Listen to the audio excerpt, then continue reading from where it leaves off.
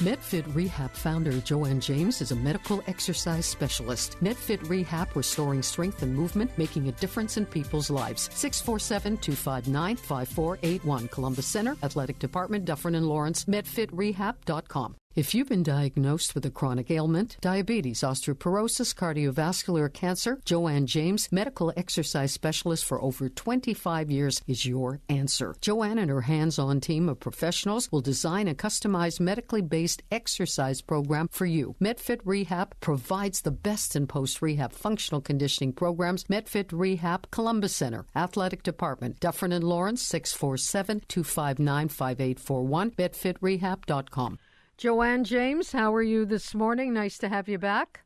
Thank you. And I'm well. I hope you are well as well. Yes, I am. I'm fine. Okay. Fantastic. Scoliosis and exercise. Are we talking about spine scoliosis? And do many people exercise with that kind of pain? Well, yes.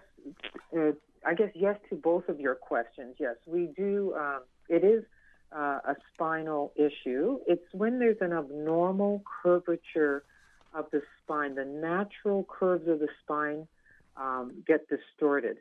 And we have natural curves in our spine from our neck to our upper back to our lower back. And usually our spine has a really nice S curve, but when you have scoliosis, the S curve is really exaggerated, and it creates an imbalance in the body, and yes, it can result in pain. Do people exercise with it? Yes, they do, but it is quite, first of all, you may not even know that you have it, or you may not have the pain that's associated with it, or you could have a fair amount of pain that can be associated to the scoliosis. So yes, you can exercise, but there's issues with the exercise Okay, program. So maybe tell people what scoliosis is for those who may not know. Well, in a short sentence, it's where there's an abnormal side-to-side lateral curve in your spinal column. So we have a natural S curve in our spine. It's very subtle, very nice and neat. But when you have scoliosis, it's like making a really differentiated S curve.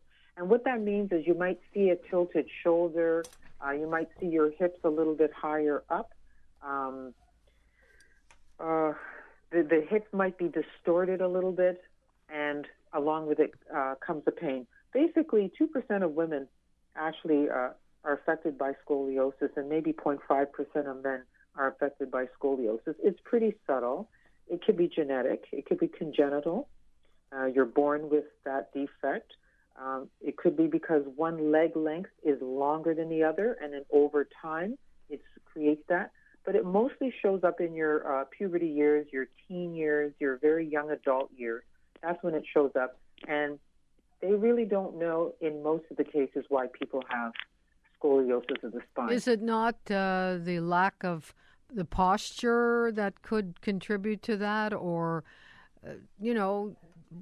there must be a lot of reasons why you get it. You're saying it's inherent? It's part of your DNA?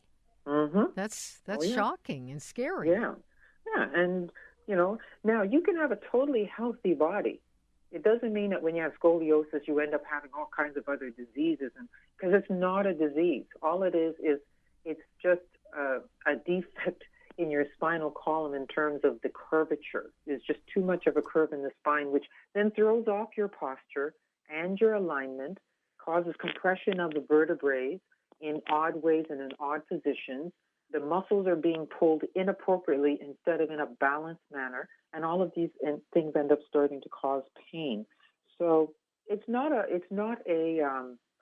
disease thing. It's just that it creates a lot of pain. And unfortunately, if we talk about exercise just for a moment, exercise is recommended.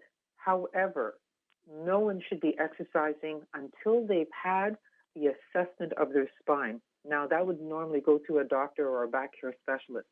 But your spine should be evaluated before you attempt any exercises to either try to correct, which is almost next to impossible, your spine. You want to exercise to at least keep your back muscles strong, to support your spine, and you have to also work to keep your abdominal strong.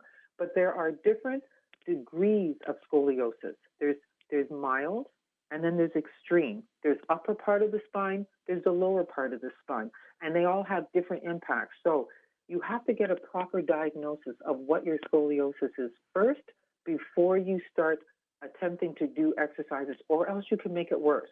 The two things they always suggest is you need strengthening exercises and you need flexibility.